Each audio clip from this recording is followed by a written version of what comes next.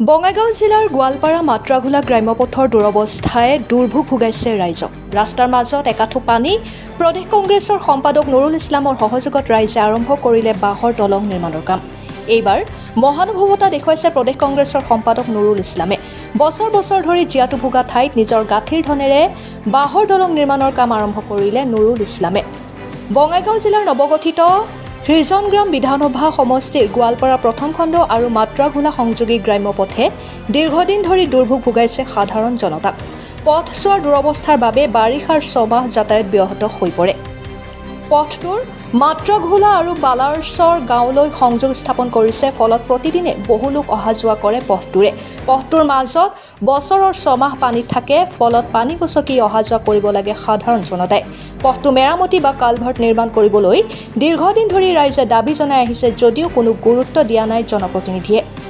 বিদ্যালয়ত ছাত্ৰ ছাত্ৰী অহা যোৱা কৰাৰ ক্ষেত্ৰত চৰম অসুবিধাৰ সন্মুখীন হৈছে। ৰোগীৰ বাবে গাঁও দুখনত নাহে এম্বুলেন্স, ফলত উপায়হীন হৈ ৰাইজে শ্ৰমদান কৰি বিশিষ্ট সমাজকৰ্মী নুৰুল ইছলামৰ সহায়ত এখন বাঁহৰ দলং নিৰ্মাণৰ কাম আৰম্ভ কৰে। Bureau' report, Arunoday Assam.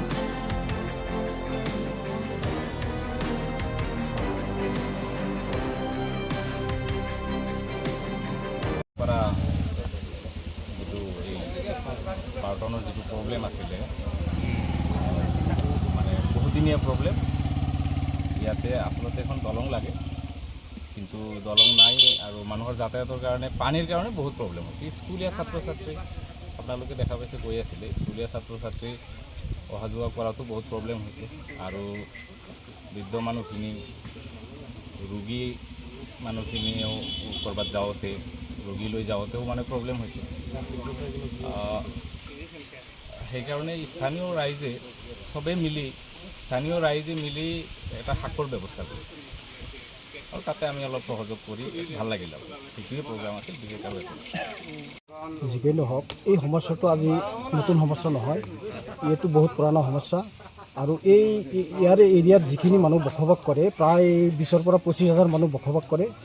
আৰু এই বসবাস কৰা 25,000 মানুহ আমাৰ পলিটিকেলি লিডাৰৰ অৱহেলিত জনতা। এইখিনি কাৰণ ইয়াতে কোনো গুৰুত্ব নিদিয়ে। গতিকে ইয়াৰে স্থানীয় যুৱক বাহৰুল ইছলামে আজি যোগাযোগ কৰিছে নুৰুল ইছলাম ভাই চাহাবৰ লগত। যোগাযোগ কৰি আজি সিহঁতে নুৰুল ইছলাম ভাই আহিছেও ইয়াতে, আৰু ৰাইজৰ লগত মিলি কিবা এটা অনুদান আগবঢ়াব বুলি স্বীকাৰ কৰিছে আৰু দিছে অলৰেডি। আমি নুৰুল ভাইক বহুত বহুত ধন্যবাদ জনাইছোঁ। ৰিচেণ্টলি চাওক, যিটো বানপানী হৈ গ'ল, এই বানপানীত যিটো পৰীক্ষা আছিল, হাফ ইয়াৰলি এক্সাম আছিল, এই এক্সামত প্ৰায় 50% ষ্টুডেণ্টে পৰীক্ষা দিব পৰা নাই। বহুত দুখৰ কথা হৈছে, মই বেছি নকওঁ। বিধায়কৰ ভূমিকা কেনেকুৱা আছিল? বিধায়কৰ ভূমিকা, সেইটো ৰাজকীয় এটা ভাৱ আছে তাৰ, কিন্তু আচলতে ৰাজা নহয়, লুণ্ঠনকাৰী এটা লাষ্টত ওলাব। আপোনালোকেও গম পাব 1-2 মাহৰ ভিতৰত চব ওলাই পেলাব। সমস্যা গোলাপাৰা পাহাৰৰ যিটো ৰাস্তা, এইটো ৰাস্তাটো হ'ল বালাৰচৰ প্লাছ গোলাপাৰা সংযোগী এইটো ৰাস্তা।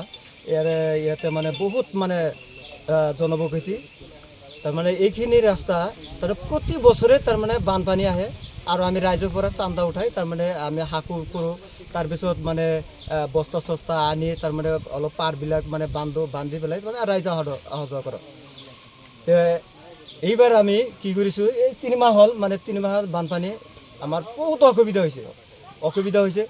আমি একদিনে মানে MLA তাতে মানে গৈছোঁ। MLA তাৰমানে ক'লে যে তোমাৰ এই মানে আমাৰ এই ফুটব্ৰিজত কোনো ধৰণৰ ব্ৰিজ নাই, ফাণ্ড নাই, তোমালোকে ফাণ্ড নাপাবা, তোমাক মই দিব নোৱাৰিম। তে ক'লাম যে আপোনাৰ তাতে ফাণ্ড নাই, আমি ফাণ্ড পাম ক'ত আৰু আমি যাম ক'ত? আপুনি আমাৰ এৰিয়াৰে মেলে।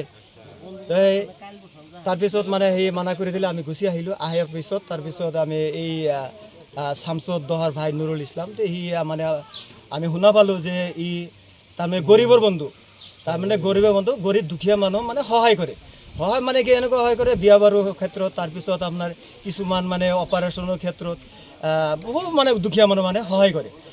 শুনা পাই পেলাই তাৰপিছত আমি তাক মানে ক'লোঁ, নুৰুল ইছলামৰ মানে আমি ক'লোঁ যে দাদা আপুনি কাম কৰিব লাগিব, আমাৰ তাৰমানে আমাৰ দুখীয়া মানুহবিলাক মানে আমি অহা যোৱা মানে খুব অসুবিধা হৈছে। মানে আমাৰ পানী মানে অভাৰ মানে হৈ গৈছে, আমি মানে যাব নোৱাৰোঁ। আমাক কিবা এটা সহায় কৰিব লাগিব। সি ক'লে হ'ব ঠিক আছে, তুমি কাম কৰা তাতে কিমান টকা কি খৰচ হয় তুমি মানে মোক অলপ জনাবা পাৰিলে মানে অলপ সহায় কৰি তে এইখিনি মানে আমাক ক'লে আমি সেই হিচাপে মানে ৰাইজেও অলপ মানে সহযোগ মানে কৰি পেলাই আমি কামখিনি ষ্টাৰ্ট কৰিছোঁ আজি আহিছিল মানে আজি আহি কাম চাই মানে গ'লে আৰু তাৰমানে আধাৰশিলা মানে আজি হৈ গ'ল